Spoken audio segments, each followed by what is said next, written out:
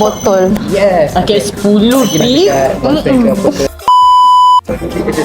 Kau tengok tak yang dekat TikTok tu? Tengok kan? yang perfume baru tu kan? Ya. Guys, boleh saya duduk sini je? Sure, boleh. Korang nak apa? Saja kopi-kopi. Ya. Okay, korang minat tak pakai perfume?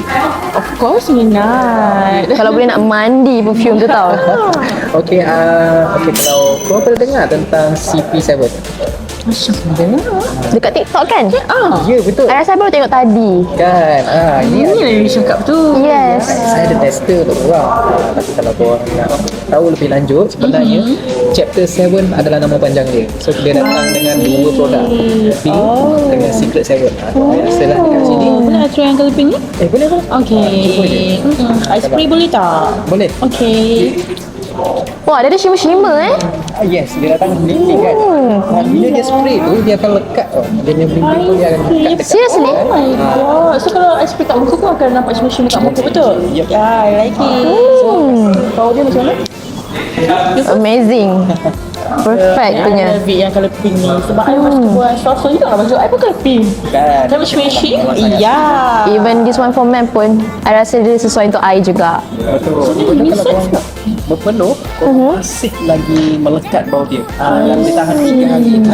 Memang untuk seorang lelaki, memang unisex. Patutlah. Bau dia duduk boleh masuk. Sedap weh. Tak tahu harga dia berapa? Boleh. Kita bercerak. Mesti mahal kan? Kalau botol macam ni? Okay, bagi I teka. Dalam 100-200 something. Okay, berapa? I curious nak tahu. Harga dia RM29 je. Wak. Oh my god. Untuk satu botol? Dapatkan 2 botol sekali. 2? Oh my god. Sangat-sangat berbaloi. Yes. So, kalau korang nak pergi, korang pergi dekat Chapter 7 TikTok Shop. Ada promo sekarang. Grab 2 dapatkan harga RM29.9.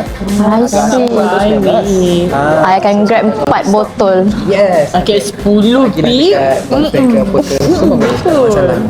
So, mana yang awak minat ni? Nak warna Dua-dua pink ke? best. Tapi untuk I yang suka pink-pink ni, I suka yang colour pink lah, of course. Untuk awak lah. Thank you so much. Ambil je. Oh, Seriously? God. Thank you so much. Pula ice cream banyak. Yes, memang selalu minum kat sini. Ini bagi I ice cream banyak. Ya, Kak Ina suka. Love. Alright, terima kasih guys bagi peluang. Okay, untuk sama-sama. join And Chapter 7. thank you too bagi orang free gift ni. Alright, no problem. Kita akan pakai setiap hari tau. Terima kasih.